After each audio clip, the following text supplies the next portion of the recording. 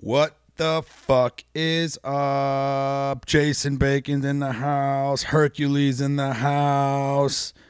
Good to see you, motherfuckers. Can you hear me? I don't know why, but I always feel like I'm going to have more technical difficulties, you know? Like, for real. That's what it feels like. Can we make it through this podcast without any technical difficulties? We'll find out, because it's been a tradition. Like, right now, I'm fucking paranoid. I think I got everything set up right. But then a part of me is like, nah, something's got to go wrong. But then a part of me is like, if something doesn't go wrong, did I break tradition? And am I going to die now? Or some terrible shit. Fucking some Final Destination type situation. All right. We're about to get this podcast started, motherfuckers. A couple of things I wanted to talk about today. I got to make this kind of fast because I got to pack up for tomorrow's flight. Plus, I got a friend coming in town, Ashley, who's like the manager of the Vulcan gas company down in Austin. She's going to be in town. Going to hang out with her and stuff. So I got to bust my ass to make this podcast roll.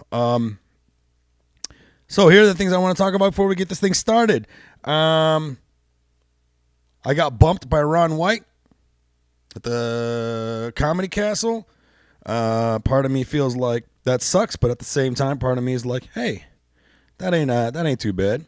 And also wanted to talk about the podcast I had yesterday with Jeff Horst.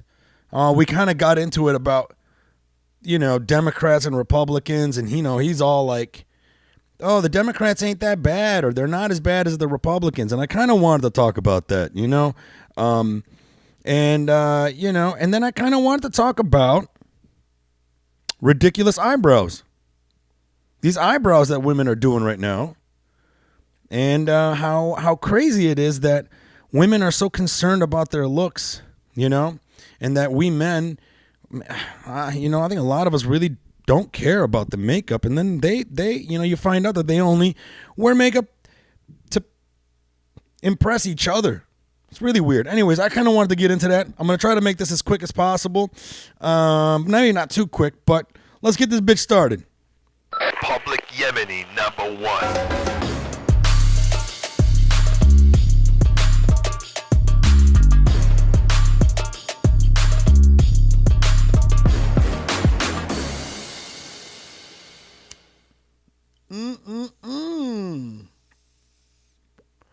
Motherfuckers, we are live. I'm probably going to get too much resin on my camera by blowing smoke into it.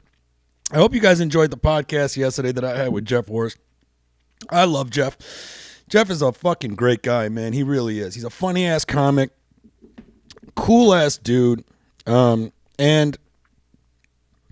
he's on the right side of history. He's one of those people that are on the right side of history.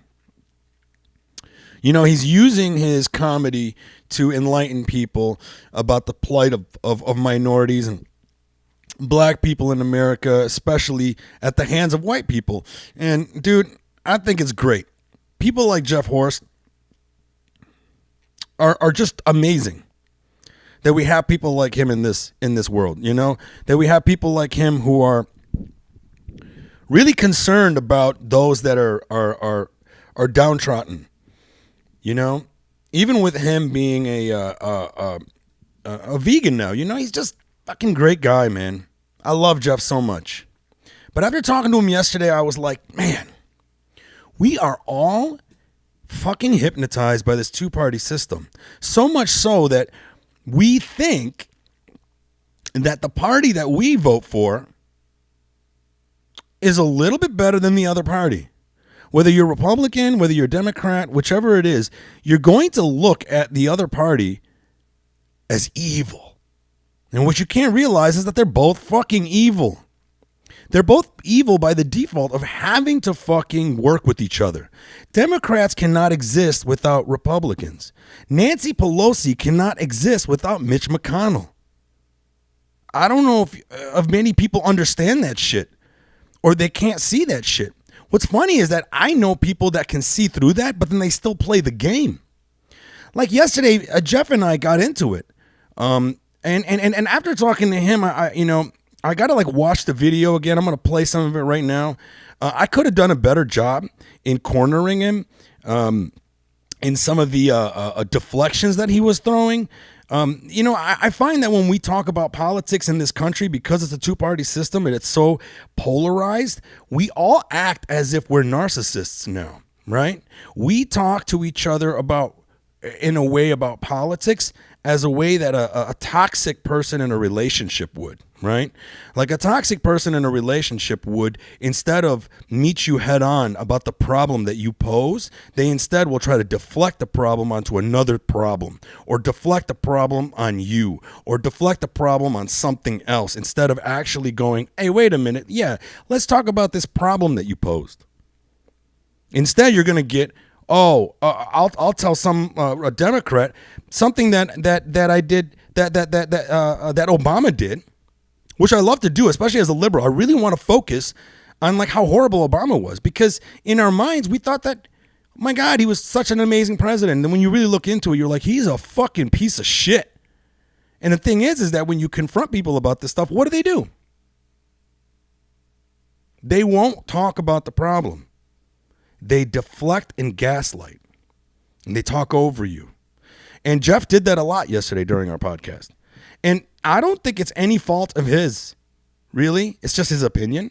It's how he looks at things. But I really do think it's conditioning.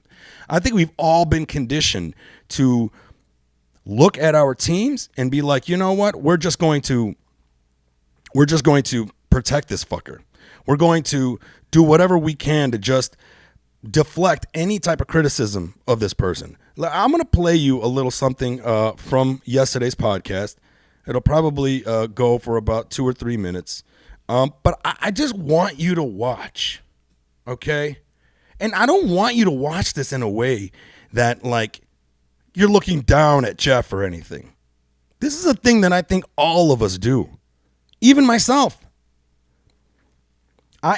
Over the years, I'm training myself to be more of a centrist in debates. Not necessarily a centrist in my life, right? Because I can't be a complete centrist. There are things that I lean liberal, mostly. And there's things that I lean conservative because I listen. I listen and I want to learn more. And I've been getting better at that. So if somebody comes at me with this politician you think is cool is a piece of shit because X, Y, Z, what I used to do was be like, oh no, look at this other person. He's worse than the guy that we're talking about, the guy that I like. I don't do that no more. Now in conversations, especially in debates, I go out of my way to be a centrist in debates. Now, talking to Jeff in this podcast, there's a moment where he was really like cutting down on centrists and saying that there's no real thing as a centrist. Anybody who claims to be a centrist really doesn't believe in it. They just want to appease everyone and so on and so forth. And I honestly think that type of mindset, and I'm hearing this a lot, especially from liberals, like looking down on you for being in the middle when it comes to talking about something. They want you to be like, no, you got to put your foot down. You got to be liberal. And that's it. It's like, no, bitch. Just because I lean liberal and I feel liberal about a certain cause, sometimes I got to listen to the other side because maybe the conservative people have a better approach to this liberal problem, right? I think liberals are very good at going, hey, we have a problem here because we feel bad about what's happening, and we want to highlight that. We're like, hey, this doesn't make me feel good. I empathize with these people that are hurting, and I want to save them, and I want to protect them. But a lot of the times, man, liberals as a whole, we have a pie-in-the-sky type mindset where we want to fix a problem, and we think we can just throw money at it. And a lot of us liberals, we don't even understand how money works half the time, you know? And I don't know. To me, it's like, I think it's good to exercise being a centrist in debates. You don't have to be a centrist in life, but in debates, open your mind. Listen to the other side. Now, I want to play this thing with Jeff, and, I may pause it here and there from doing this podcast yesterday, I realized I really need to be more vigilant on stating my case and latching on to these deflection tactics that a lot of people do. Listen, I love this podcast yesterday. I don't want anybody to think I'm mad at Jeff. If you watch the way we debate in this, it's actually great. We do it respectfully. Yeah, we're talking over each other. Yeah, we were disagreeing and we're raising our voices and we're kind of getting emotional about that stuff. But there's much respect and much love. And I think that's the beautiful thing about actually having a discussion with somebody face to face instead of doing it on Facebook. There's been times that me and Jeff have debated on Facebook and it almost feels like he hates me. And I'm sure it almost feels like I hate him. But that's not the case. Because you lose all of the human connection that you have with someone when you're debating with them. Even though me and him were yelling at each other, you could tell we still were respecting each other. Anyways, let's watch this real quick. And, I just wanted to break it down. And, so let's pop it up on the screen. Trumpers are. The Trumpers were the biggest political cult that I think that I've ever seen. Biden is a piece of shit. Sure, he's always. But been I feel a like piece Democrats of shit. are willing to be like he's less of a piece of shit than Trump. Oh, and that's the narrative every 4 years. Sure, but then the Trumpers are just like, this is the difference. Is that to me, Democrats are willing to admit that their candidate is a piece of shit. But they just happen to like him better than the Republican. And the Republicans are delusional. They're like, what no, kind of fuck? Trump is perfect. Everything about him is perfect. There's women that have Trump dildos that want to fuck Trump. And it's just like, no, I see that both sides can be shitty, but you're delusional over here on the right. Wait. You're debating. Clearly, Republicans are delusional. No, but financially, trickle-down economics has never worked in this country. You think Democrats are not delusional, bro? They're far less what delusional. What you just did right now. Hold on a second. Far less delusional. That's where we're at right now. He's acknowledging how fucked up this whole fucking system is, but he's chosen a team. I think it's okay to choose a team, but when we're in debating, man, we got to really open up our minds to what the other person is saying and let it bounce around in our heads a little bit. Let me play some more of this. They're not worshiping their candidates. Hold on a second. What you're doing right now is just basically saying both sides are fucking delusional, but my side does it with class. What the fuck was that? It's like, our side is like, hey, well, we're going to vote for him. Yeah, we kind of know he's a piece of shit, but there he is. But the other guys are like, no, he's not a piece of shit. He smells good. I'm saying that they're both pieces of shit, but I don't think they're both delusional. I think the Republicans are delusional. Democrats have shown me right now. Are pieces of shit. Democrats have shown me more and more now, especially during the pandemic, that they are just as fucking delusional as the Republicans. Even not more so. Democrats have this mentality. Democrats were the only ones during the pandemic that had anything that would have ever helped anything. Republicans were just anti-anything Democrat. Republicans didn't have anything. They were just like, let's pretend. You're acting like that wasn't COVID happening. isn't real. You're acting like it wasn't happening the other way too. The funny thing is, to me, what's funny is that this two-party system has got people like you, who are very smart, well-intentioned, to start debating semantics that don't fucking mean shit. Really. To me, the two-party system also has people that they come to the center. There's people that come to the center legitimately because. And this is an argument I get a lot from Democrats. They start telling you that you're a centrist and that being a centrist is a bad thing. Let's just continue. They don't like either side or they like a little bit of both sides. And then there's people that come to the center because they just feel like, well, now I'm better than everybody because I can see the faults in everybody. So not like there's some people that are fake centrists where it reminds me of and he's right. There are fake centrists. There are definitely people out there that they're not real centrists. They just want to appease people. And he's going to talk about comedians, and it's true. This is true. Those people do exist. But why are we focusing on those dingbats? Why aren't we focusing on the centrists that are actually listening and batting around ideas as opposed to just one-upping how the other side is worse? You'll always get this, hey, look what Trump did. Yeah, but look what Obama did. He did this thing worse. That's toxic. We are in this country with this two-party system, we are caught in a narcissistic relationship, and both sides are gaslighting each other. It's very toxic. What bothers me the most is when I see, and I'm sure there are real people like this, but there's not as many that claim. I don't believe there's as many centrists as claim to be centrists, especially comedically. There's so many comedians, they don't want to lose half of the audience. I agree with this. Instead this. of just not talking about politics, they just pretend they hate everybody, when I know they don't. They just want everybody in the audience to like them. So to me, that's what a centrist most often is. I'm not going to say all the time, because there are legitimate people that might see a little bit both sides. But to me, there's way more centrists that are just like patting themselves in the back of like, I'm better than everybody because everybody's wrong except for me. Fuck the Democrats, fuck the Republicans.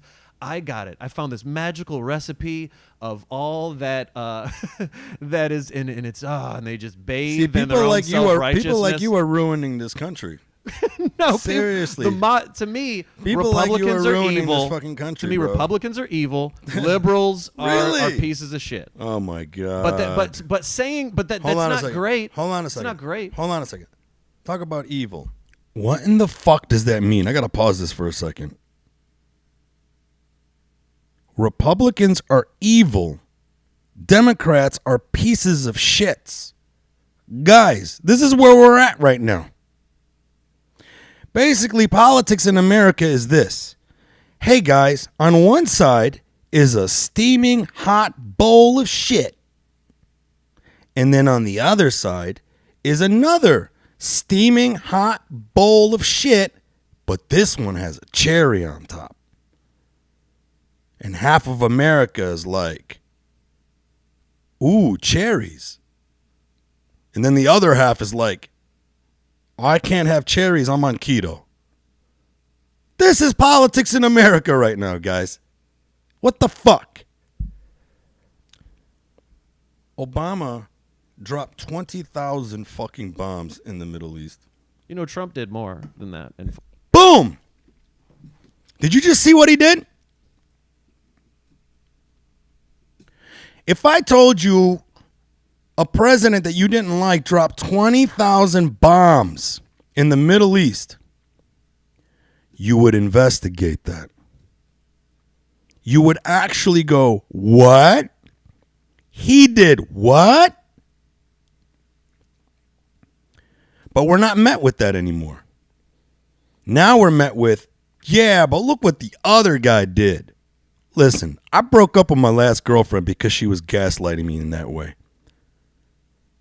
What the fuck? I'm not standing for that in my own relationships, let alone in our country.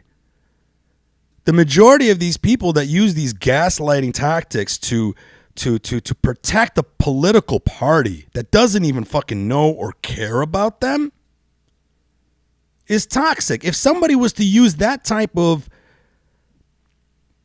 argument tactic, that gaslighting, deflecting tactic in your own relationship,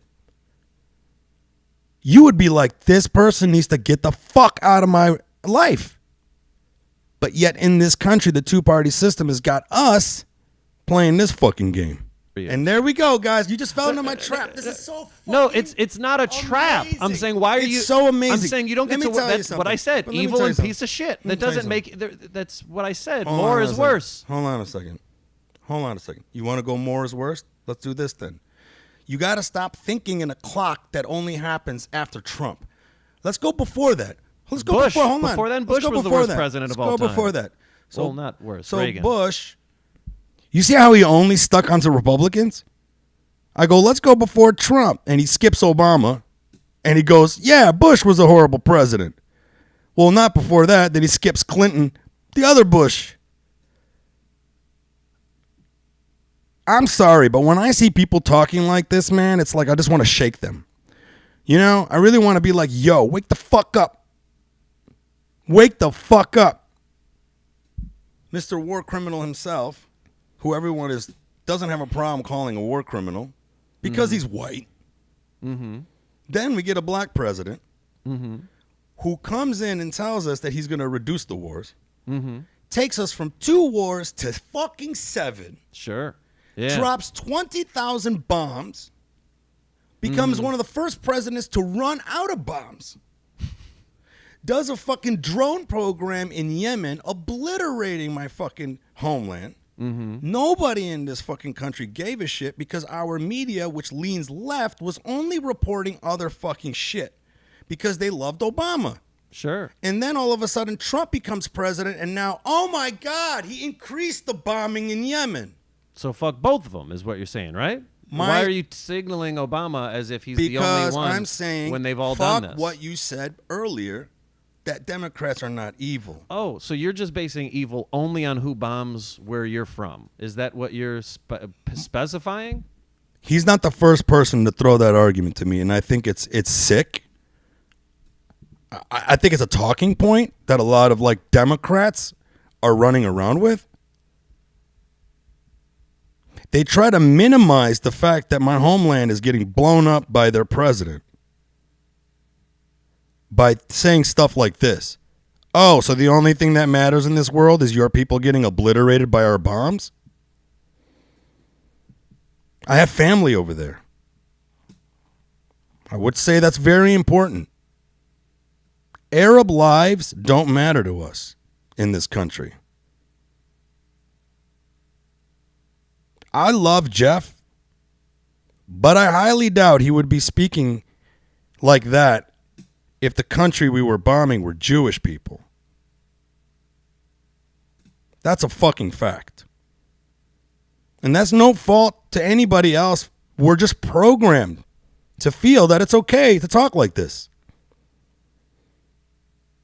So to me, it's just like, it's absolutely disgusting to see, how we've become in this country in terms of our politics. How we've actually decided that, fuck it. Let's just talk about the other person. Let me just show you what made me not vote for Obama the first time, okay? It was during the debates with McCain. And I believe this is the video here, yeah. Okay? I want to play this video of the first debate that Obama had with McCain. I really care about the war and our war machine. And Americans have been, we've been led astray to stop paying attention to the type of destruction our war machine does and how every president, the war machine increases in intensity, right? There's a lot of money to be made in war, which is why we are programmed to not really pay attention to it. I do. I'm an Arab. I have family that could possibly be destroyed because of our war machine. And I have liberals that try to disregard that as whatever. And it's fucking sad. And that's why I like focusing on Obama. Because he was supposed to be the great savior.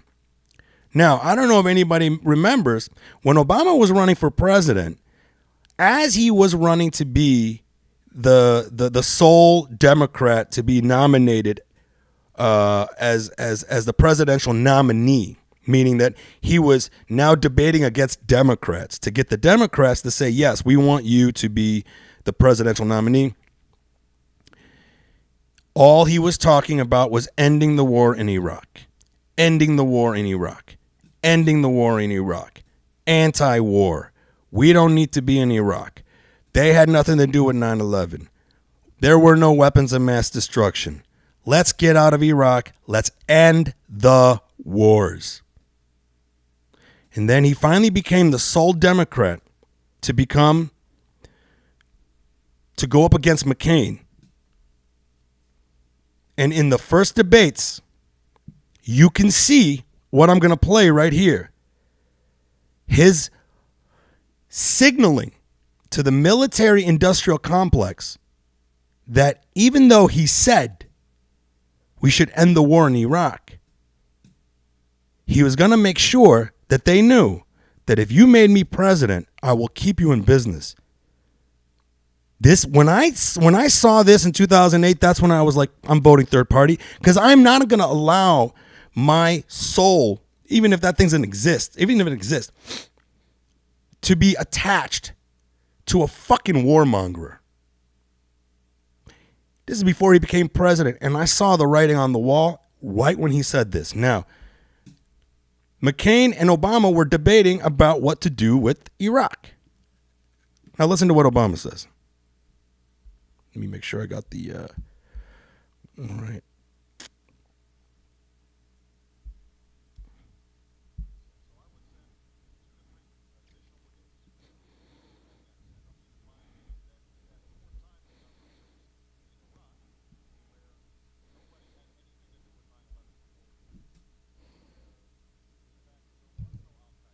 Before we went in. But we have 4 times more troops there than we do in Afghanistan. And that is a strategic mistake. Let me pull it back just a little bit. Now, having resolved Iraq, we'll move to Afghanistan. Actually, let me go to the other video. This is the video I want to play. Here we go. Now, he sneaks this in. Now listen very carefully. There is nobody who can pose a threat to us there. He's talking about Iraq. Okay? He's talking now he's staying on the topic that he's been doing the whole time before this moment, saying that we need to end the war in Iraq. We need to end the war in Iraq. We need to end the war in Iraq. And now he's talking about how Iraq is not a threat to us, and we already have too many troops over there.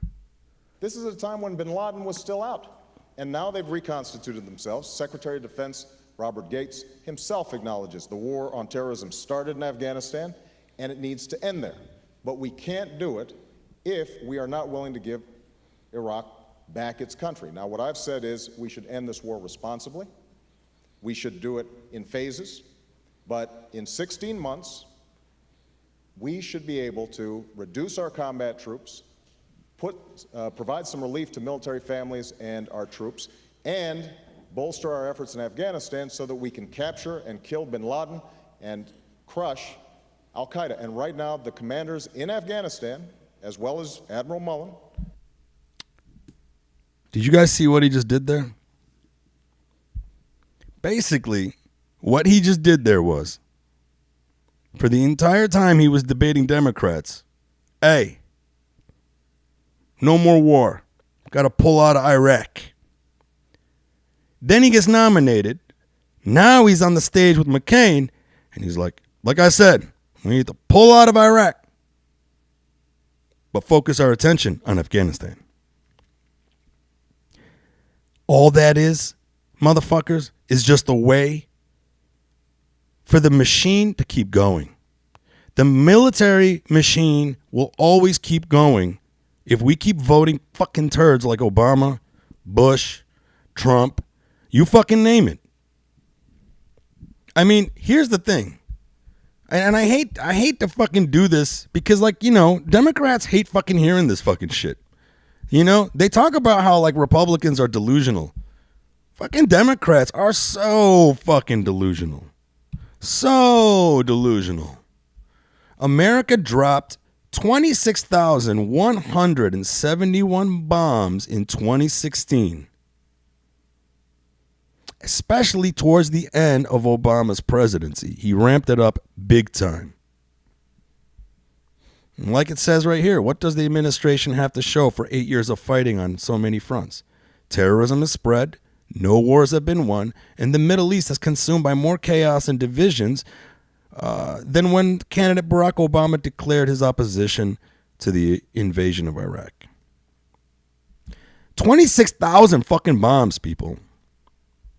CNN, the U.S. is running out of bombs to drop on ISIS.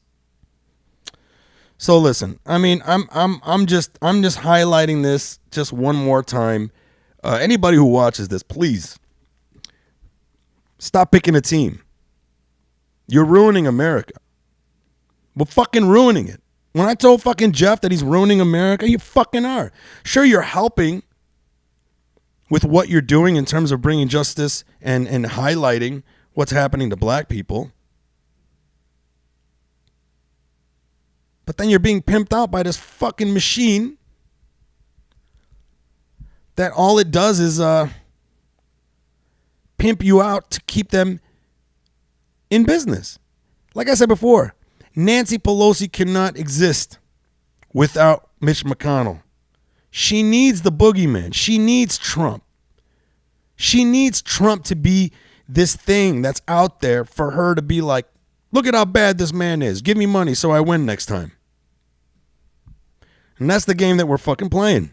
And to me, I find it sad that when I find smart friends of mine just falling into this trap and then going out of their way to make me feel bad for not wanting to vote for a president that I know is going to try to obliterate my people. It's fucking crazy. Listen, I can't fucking be doing this for too long. Look, it's already 30 minutes. Bro, the time fucking flies, man. I think I'm getting better at this. Hercules says Trump 2024, baby. Hercules, you're banned. I'm going to ban you now. Jason Bacon says, Mike, why would you say that your thoughts, trust in the man has changed since your time in the war machine? What? Jason Bacon says, Mike, would you say that your thoughts in the man has changed since your time in the war machine? Oh, I think what Jason is saying is, has my thoughts on President Obama changed since I've yes. Well, I mean, listen, I was in the military in 1995 to 99, so I didn't see any war. I was in during the Clinton administration. I always tell everybody, Clinton wasn't dropping bombs, he was dropping loads. Okay, he was dropping bombs too, but I mean, compared to some other presidents, he wasn't dropping as many bombs. You know, he was too busy just trying to get his dick sucked. I think that's what we need. We need to get another president that really wants their fucking dick sucked. You know? And would my thoughts on politics change because I was in the military? I mean, maybe. I think more so because I'm Middle Eastern and Arab, somebody who lived through 9/11, someone who's from one day before 9/11, I woke up an American, proud American, United States Marine veteran. And then the next day, right after 9/11, now I'm some terrorist that has to prove that I'm actually American. I think that's the thing that really opened my eyes up. And like I said to Jeff yesterday, I really think that right now white people are going through kind of the same thing that Arabs went through. We kind of like switch places, right? Like now I turn on the news and it's the white people show. Hey, let's watch these fucked up white people. It's great for Arabs like me, man. I'm happy as fuck. I like, whoo, finally. Whoo, finally. The load is off me, you know? Now it's focused on white people. But I'm still one of those people that's like, that's still fucked up. I see what's going on. I see the game that's being played because the game was played on me, you know? The media loves to pimp out our racial differences and use it against us. Back in the 80s, you turn on the news and it was all about, hey guys, let the news scare you and show you all these terrible black people that are just scary, doing terrible things in your neighborhood, killing, doing whatever. We're only going to focus on the black criminals. They used black people in the 80s when I was growing up to scare white people into a position. Now, the media is latching on to Black Lives Matter and scaring white people into another position. Scaring white people into feeling like they're racist or they can't do anything but be racist, that you're innately racist, that you got to fucking repent for your racism, that you got to go out of your way and say that you support Black Lives Matter because you're white and you got to prove that you're not racist. After 9/11, I had to prove I was not a terrorist. Now white people have to prove that they're not a racist. So to answer your question, Jason, has the military changed the way I look at stuff? Maybe. I mean, I didn't serve in war. You know, I think being in the machine, you kind of have a clear-headed mind about how the machine works. But yet again, I have friends of mine that were in my platoon, and they just are lining up to suck Trump's dick. Lining the fuck up to suck Trump's dick. And then I try to speak reason into them, and they can't even fucking get it through their goddamn heads. You know what I mean? Like, I made this Twitter post one day that got a lot of likes. Out of like all the Twitter posts that I post, this one got a lot of likes. And I asked the military people. I said something to the effect of,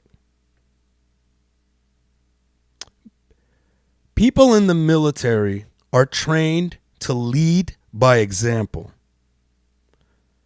If any one of us had a platoon sergeant that acted like Trump, he would have been the first person we shoot come wartime.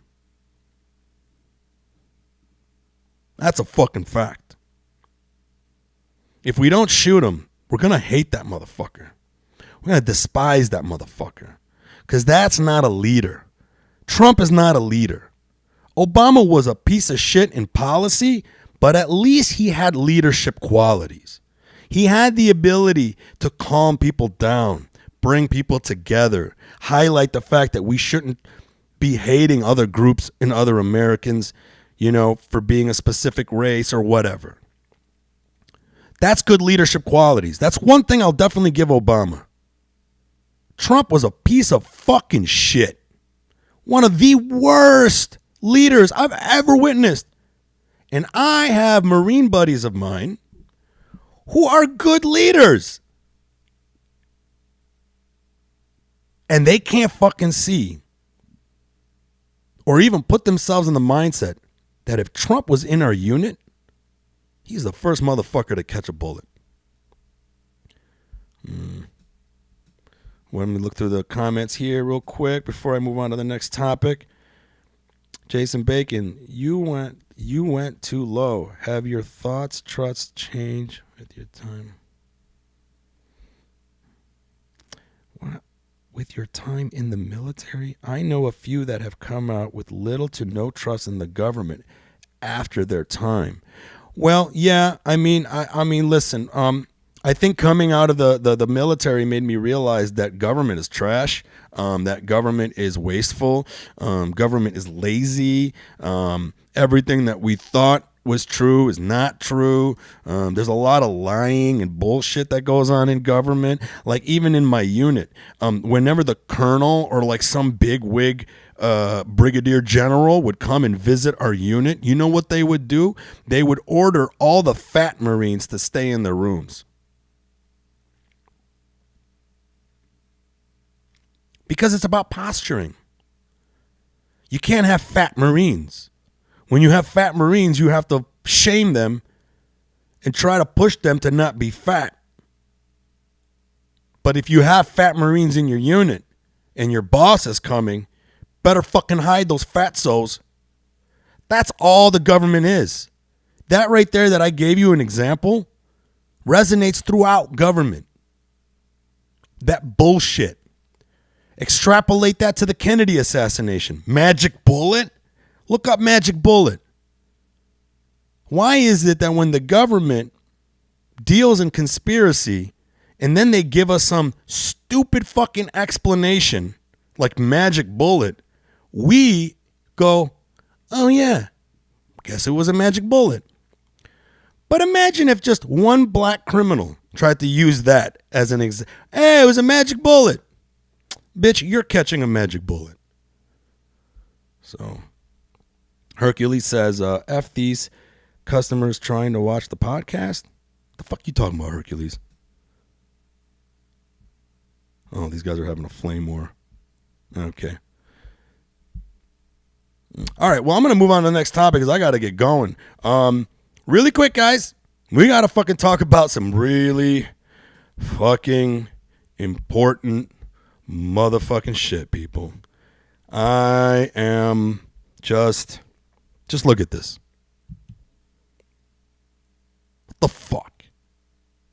I haven't even cycled through any of these pictures yet. If you guys are watching this live, we're looking at a woman who drew on her eyebrows, but instead of drawing on regular eyebrows, the line for the eyebrows is like a squiggly kind of branch.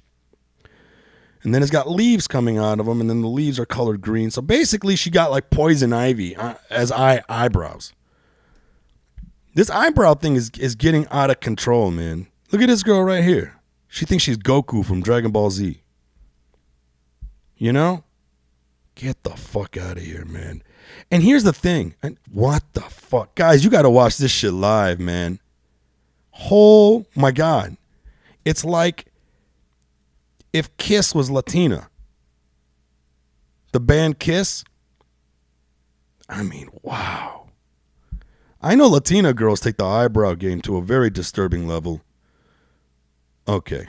This one here is hilarious because it's a picture of a guy with like really weird eyebrows, but I'll give him credit because that's how his eyebrows grow.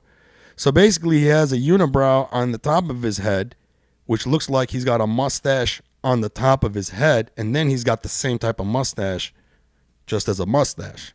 So when you look at him, it's like he's got two fucking mustaches. And then his girlfriend drew eyebrows on because she had to fucking show up too, you know? She can't be going out with no eyebrows.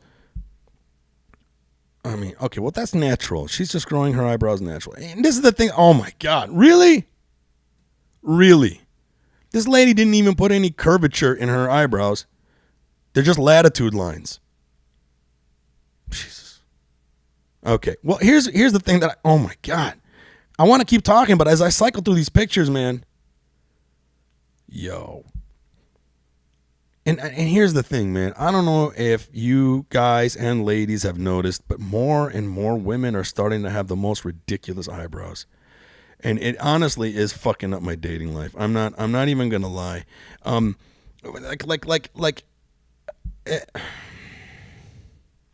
People always wonder why it is that I'm so infatuated with eyebrows. It's because I'm Arab, okay? I come from a long line of people with the most unfortunate eyebrows. You know, for so long, Arabs have been going out of their way to tame their aggressive eyebrows. And right now, every Arab woman around the world is rejoicing because every other woman around the world is now drawing on aggressive eyebrows. So finally, for once in ever, people are Arab girls are just happy as fuck that they don't got to do shit to their eyebrows. You know? These guys are having a flame war on my thing. I have no idea what you guys are getting mad about. Jason, what's popping? Later due to who? What's popping, man? People mad. Okay. Well, I guess I talked about Obama and people got mad. I can't tell if that's the case or not. Thank you, Bolty. I appreciate you, brother. So I just wanted to say, man, I don't know. I just find it sad that the makeup thing is like gone full steam. You know? I love women. You know, I have many friends of mine that view it the same way. You know, like I just kind of wish that women had like a no makeup march or some shit just to reset how men look at beauty. I think it's you know, it's like we're hijacking our senses, you know? I mean, it's already bad enough that you got to watch you know, photoshopped pictures of models that look nothing like how they actually look in real life. And then it has women looking at those pictures and feeling that they need to pull up to meet that. And then I'm seeing more women showing up with the flexing with the makeup, which forces other women to flex with the makeup. Because it's like, I remember I spoke to a comedian in the Comedy Store a couple of years ago, and we were debating about this. And what did I tell her? I told her, I said, women don't wear makeup to impress men. Women wear makeup to piss each other off. to flex on each other. And she goes, no, that's not the case. I'm not sure. Alexa, I'm not talking to you. Sorry. I thought I heard my name.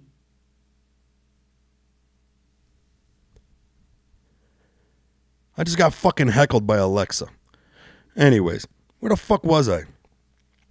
Oh, and she told me, she goes, no, I like to wear makeup because I like it. I don't have to wear makeup. And then she started talking about how she was going to be going out with her friends that night. And I was like, oh, yeah, where are you guys going? And she goes, oh, we're going to go to the club. It's going to be great. I'm like, don't wear any makeup. She goes, what? I go, tonight when you go out, don't wear any makeup. And she goes, well, I can't do that. I go, why not? She goes, all my friends are going to be wearing makeup. I can't be hanging out with my friends. They're wearing makeup and I'm not wearing makeup. And I'm like, exactly. It's a flex. I don't know. Like when I talk about this topic, man, sometimes like, you know, girls be getting mad and shit. But for me, you know, like I went on a date with this girl the other night and she had to,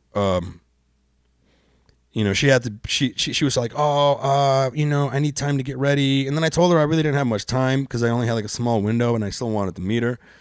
And she was like, well, you know, I'm going to have to come out with no makeup. And I was like, that's great.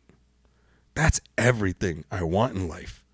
Like just to see a girl look normal. I think the makeup thing hijacks men's senses. Like we have this, this weird view of beauty because a lot of it is we're visual creatures. We're being hijacked with like Photoshop images of beautiful women. And then in real life, instead of actually getting a reset from that, I'm seeing women going out of their way to change the way they look, you know? And then it like hijacks our senses. It's like they make themselves look so perfect with the makeup that they put on. And then when I see them without makeup, I'm like, ugh, you're like a meth head. But they don't. They look normal. Fact is, we're not used to seeing that normal beauty. We're so used to seeing them with so much makeup. Like I had a friend of mine, she's a comedian. She like puts tons of makeup on. She's beautiful. The way she does it is perfect though, mind you. She doesn't overdo it. It looks natural. Then I saw her at the gym one day. I didn't even notice her. I just kept looking at her. I'm like, yo, man, where'd your face go? And that's not right. And to me, I just think that, yo, if we can get women to do just 1 month out of the year worldwide, don't wear any makeup, you know, I think it would be kind of healthy. Something's great about finding a woman that doesn't want to wear makeup and doesn't have Instagram. Woo, man. Talk about getting down on one knee, bruh. You know? But, damn it, guys. I kind of want to keep talking, but I have to get going. The time flies with this freaking podcast. Thanks to all you guys that stuck in. Oh, and check it out, man. Public Yemeni t-shirts. I keep forgetting. I never promote these. But, you know, this is the old one. It's got white. The one I have now that I'm selling is yellow. But MikeFromDetroit.com.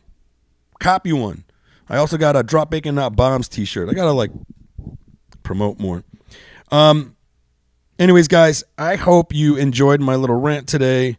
If it pissed you off, so be it. But, yeah, I really hope that more people can be a centrist when they're debating, because I think that's where the ideas happen. And we shouldn't allow people to ridicule you for being in the center, especially when it comes to listening. But yeah, bro, next week, 2 p.m. Wednesday, I'll be back on again. I will probably be in Detroit then. This weekend, I will be at Wiley's. I'm headlining Wiley's, and that should be fun. Let me pull up the dates here. I'm doing Wiley's. This Friday and Saturday. Next week, I'm doing Comedy Castle. Ron White bumped me on 3 shows. But, you know, it is what it is. June 17th to 19th. So the first 3 shows, Ron White is headlining, and I'll be opening for him. And then the last 2 shows that weekend, I'll be headlining. And then the weekend after that, Greenwood, Indiana, Gutties, June 25th and 26th. Then I'm at the Jewish Ensemble Theater in Detroit the 27th. Back in Hollywood, June 30th, doing Supernova, which is an amazing, amazing outdoor show in Hollywood. If you can make that, that'd be great. That show has heavy hitters on it all the time. Then I'm doing San Diego, Madhouse, July 2nd and 3rd. And then I'm at Laughs Unlimited, July 16th to the 17th. Guys, I love you. I will see you next week. Sometime next week, I'll have a guest. I don't know who it is. It's probably going to be somebody in Detroit. We'll figure it out. If not, Wednesday, 2 p.m. I'll be here. Love you guys. Public Yemeni #1.